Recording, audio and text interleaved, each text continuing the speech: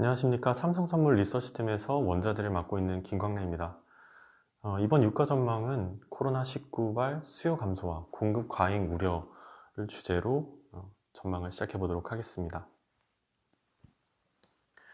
일단 2월까지 유가는 그 50불대 위에서 지지력을 보이다가 월말 급락세를 보이면서 한때 45달러를 하회했다가 소폭 반등을 하며 마감을 했습니다. 일단 중국 원유 수요 감소 우려에도 불구하고 그 오펙 플러스의 공동기술위원회에서 60만 bpd 추가 감산과 그리고 감산 기한 연장에 대한 논의가 있었다고 보도가 되면서 반등에 성공을 했고요. 이후에는 리비아 반군의 항구 공격과 그리고 파이프라인 차단으로 100만 bpd가량의 생산 차질이 지속된 점도 상승 요인으로 작용을 했습니다. 이란 총선에서 반미 강격파들이 또 압승을 했는데요. 미국 정부가 베네수엘라 제재를 강화하면서 생산 차질 우려도 함께 좀 커졌습니다.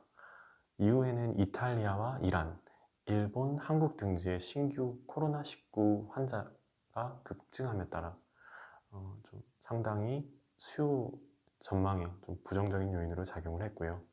미국 내 첫 사망자가 발생을 하는 등 좀 하락세를 이어가면서 45불마저 하회했고, 이후에는 미국 연준 의장의 금리 인하 발언과 5일 오펙 정례회의에서 100만 bpd가량의 추가 감산 가능성 등이 보도되면서 유가는 반등하는 모습을 보였습니다.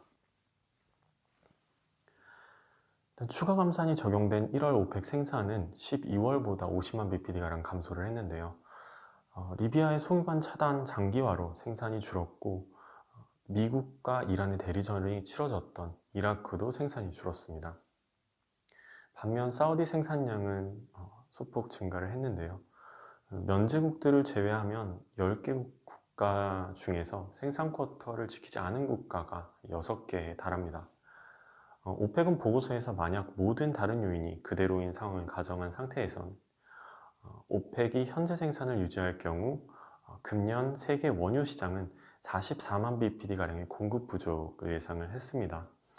하지만 금년 100만 bpd에 달하는 미국의 증산과 그리고 브라질의 30만 bpd 증산, 리비아의 100만 bpd 생산 재개, 그리고 가이아나의 10만 bpd 증산이 포함되어 있지 않기 때문에 너무 안일한 전망이 아닌가라고 판단이 됩니다.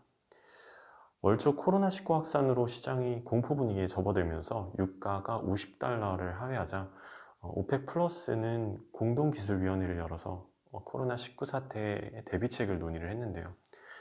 회의 이전부터 60만 bpd 이상의 추가 감산, 그리고 연말까지의 감산기한 연장 보도 등으로 기대를 높였는데 러시아의 반대로 아무것도 합의된 바 없이 마무리가 되었습니다. 오펙과 비오펙 맹주국들 간의 최소한의 사전 합의와 그리고 의견 조율조차 없을 정도로 결속력이 많이 와해되었나 하는 의문이 드는 부분입니다. 한편 러시아는 원유와 콘덴세이트를 합산해서 공식 발표를 했는데요. 1월부터 러시아는 오펙 집계에서 콘덴세이트 생산분 집계에 면제를 받았습니다. 과거 생산량을 토대로 유추해 보면은 컨덴세이트의 생산량은 약 70만에서 80만 bpd가량에 달합니다. 1월 러시아의 생산 합계가 1124만 bpd로 발표를 했는데, 문제는 원유 생산이 얼마나 늘었는지 알 길이 없다는 점입니다. 러시아가 오펙 플러스에 들어온 이후 생산 쿼터를 지킨 달은 단 2달 뿐입니다. 이런 러시아에게 오펙은 그 컨덴세이트 집계 면제를 주면서까지 달래야 하는 상황에 도달한 것으로 보여지는데요. 가뜩이나 골칫거리이자 한편으로는 없어서도 안 될 오펙 플러스 내 러시아의 존재감은 더욱 커져만 가는 시점입니다. 한편 현재 비오펙국 중에서 미국을 제외하고 가장 활발하게 생산을 늘리고 있는 나라가 가이아나와 브라질입니다. 최근 2년간 오펙 플러스의 감산을 미국의 증산이 모두 상쇄한 가운데 신규 증산국들의 등장은 유가의 추가적인 하락 요인으로 작용을 할 것입니다. 가이아나가 현재 첫 생산을 시작한 게 12월인데요. 하루 평균 생산량이 3.5만 bpd. 또 운영사인 엑센에 따르면 금년 중 12만 bpd, 2025년까지 75만 bpd로 증가할 것으로 예상을 했습니다. 한편 브라질은 작년 처음으로 300만 bpd를 넘긴 이후에 생산량을 계속해서 늘리고 있고요. 1월은 작년보다 20%가량 증가를 했고 금년 30만 bpd가량의 증산을 예고해 유가의 상단을 제한할 것입니다. 사우디와 쿠웨이트가 5년 만에 공동 유전 생산을 재개를 했습니다. 일단 1만 bpd만 시험 생산을 하고 있는데 추가 감산 압박을 위한 경고성 메시지일 가능성이 큽니다. 쿠웨이트는 금년 내로 이 지역의 생산을 55만 bpd까지 끌어올릴 것이다 라고 발표를 하기도 했는데요. 사실 러시아를 제외한 나머지 국가들은 추가 감산에 대부분 동의를 했고 러시아는 55만 bpd가량이 시장에 추가로 풀린다고 하더라도 크게 압박받지 않습니다. 오히려 유가 하락이 야기될 경우 그 재정균형 유가가 95불 수준인 오펙국들이 45달러 수준인 러시아보다 훨씬 부담되기 때문입니다. 사우디와 쿠웨이트의 추가 감산 압박을 위한 행보가 이해 안 되는 바는 아니지만 감산을 주도하고 있는 맹주국의 이러한 상반된 행보는 도리어 잘못된 해석을 야기할 수 있습니다. 한편 중국 내 코로나19 확산으로 석유 제품 수요가 급감하면서 중국발 수요 둔화 우려가 커지고 있습니다.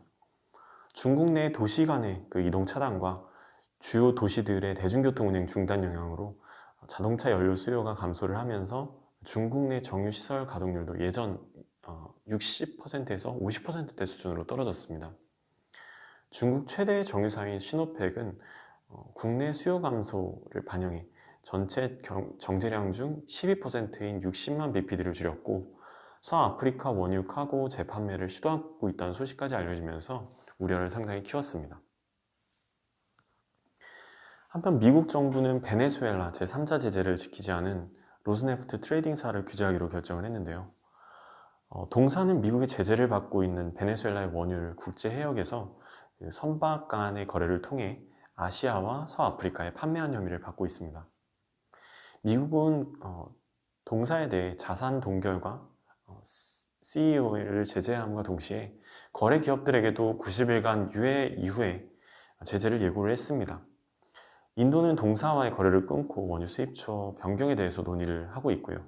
그리고 세계 최대 원유 트레이딩 업체인 트라피그라도 거래 종료를 고려 중입니다. 베네수엘라 관련 기업의 추가 제재를 통해서 미국은 마두로 정권의 자금줄을 압박을 하고 있는 상황이고요.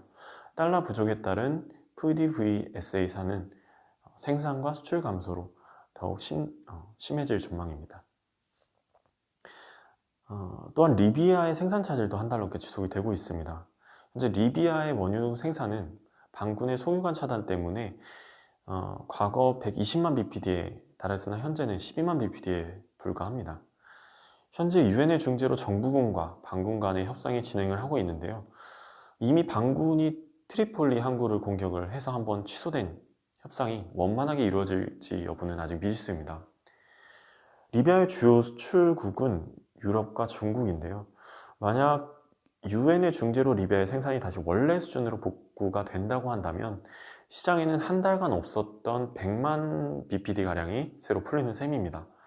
지금 40달러 후반 수준의 유가는 한 달 넘게 지속된 리비아의 100만 bpd가 넘는 생산 차질까지 포함된 것임을 감안해야 합니다. 한편 이란의 총선 결과 290명의 의회 의원 중에 220명이 강경파가 당선이 되면서 미국과의 갈등 심화 가능성을 높였습니다. 다만 투표율이 50% 미만인 42.5%로 1979년 이후에 가장 낮은 수준이기 때문에 강경파에 대한 국민들의 절대적인 지지가 높지는 않습니다.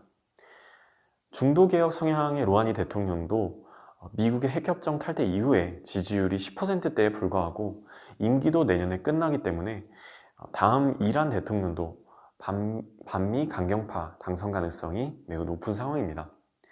이미 후보자들 중에서도 중도 개혁 성향을 가진 이들은 혁명 수호위원회의 사상 검증 이후에 절반인 7,000명이 탈락했습니다.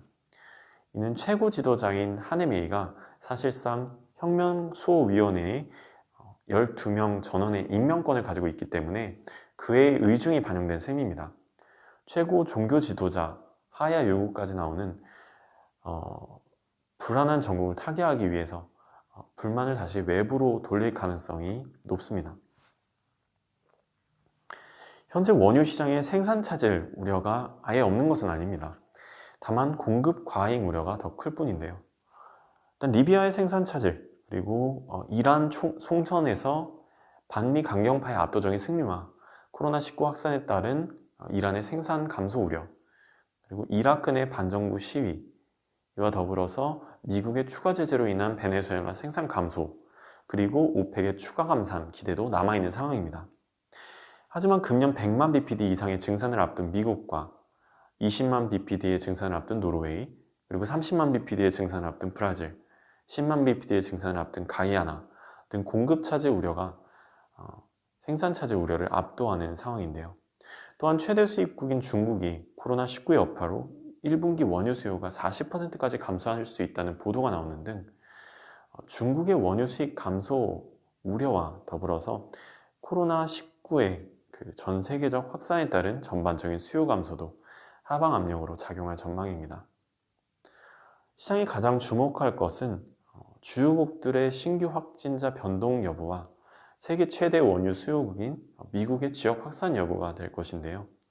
일단 당장 5일날 오펙 플러스의 추가 감산 여부에 좀 초점이 맞춰진 가운데 3월 유가는 공급 과잉 우려와 수요 둔화 우려 등을 반영해 $50를 하회하면서 $40 중후반대 움직임을 보일 것으로 예상이 됩니다. 이상으로 3월 유가 전망을 마치도록 하겠습니다. 감사합니다.